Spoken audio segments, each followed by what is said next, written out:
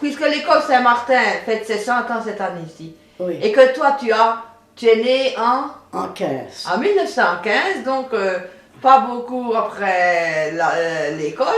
Alors on voudrait un petit peu te demander, quand tu es allé à l'école, là-bas, comment l'école fonctionnait-elle? C'est pas comme maintenant, maintenant elle est mixte, Oui. et elle était du côté où il y a la salle maintenant. Oui, ça je me souviens que nous avions 2 écoles. Hein.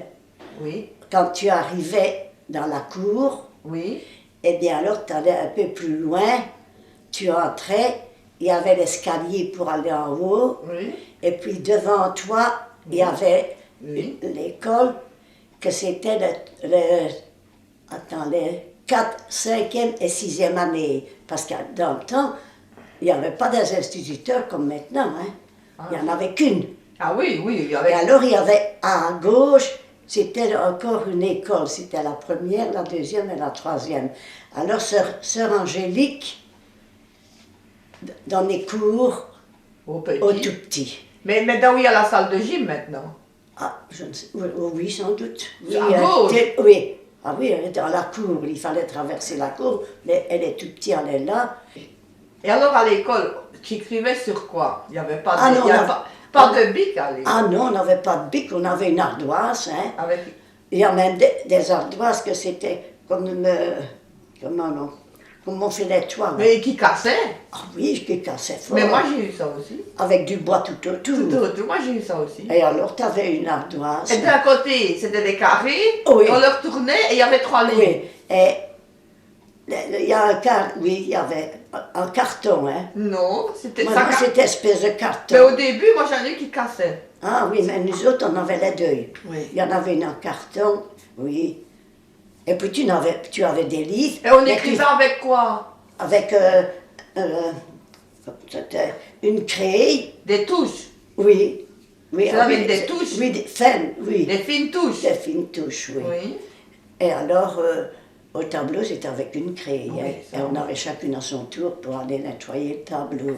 On écrivait avec quand même un cahier. Ah oui, on avait un cahier, hein, mais tu devais faire attention aux livres pour ne pas les salir parce que les livres, on les repassait à l'année après, hein, tandis que maintenant, ce n'est que des feuilles maintenant. Ah, j'ai eu cette flamande, puis j'ai eu Madame Courtois, hein, qui habitait où Denise Courtois habitait. Ah oui. Mais c'était La même maison. C'était une plus grosse maison, hein, parce qu'ils ont vendu la moitié. Hein. C'était de la famille des Courtois là-bas. Oui, oui, oui. La maman de Charles et de Jacques et tout ça, hein. Oui, je l'ai bien connu. Oui, eh bien c'était son frère que Madame Courtois avait marié. Non. Tout le monde revenait chez soi. Tout le monde revenait chez Oui. soi. Parce que les mamans étaient à la maison. Ah oui, les femmes ne travaillaient pas comme maintenant. Hein. Ah, donc on retournait dîner à la maison. Tout le monde, beaucoup de mamans... Personne ne restait. Non. Il n'y avait personne à midi. Non, et on reprenait vers 1h30. Oui, manger nous autres. Et on allait à l'école le samedi. Et le samedi aussi, on allait à l'école. Hein. Le matin. Oui, hein. Oui, oui. Oui, tu n'avais pas de congé comme ils ont maintenant. Je suis Nicole Skeis, j'ai épousé Pierre de Saint-Hubert. J'ai 86 ans et grâce à mon âge, j'ai le privilège de vous rappeler quelques souvenirs des années passées à l'école des sœurs, qu'on appelait à l'époque l'école des sœurs. Et les garçons n'y étaient pas admis, c'était uniquement réservé aux filles. C'était très strict. C'était très strict. En fait, ça s'appelait l'école des sœurs, mais en fait, il n'y avait que 2 sœurs. Il y avait sœur Angélique, qui s'occupait des petits à l'école gardienne, qu'on appelait l'école gardienne à l'époque, et qui était située au local actuel des Patros. Alors, qu'est-ce qui se passait? Ah oui, il y avait sœur Serena, qui s'occupait, elle, qui ne s'occupait pas du tout de l'enseignement et qui s'occupait de la maintenance, un petit peu l'entretien des locaux, la cuisine, etc., les nettoyages, le jardinage.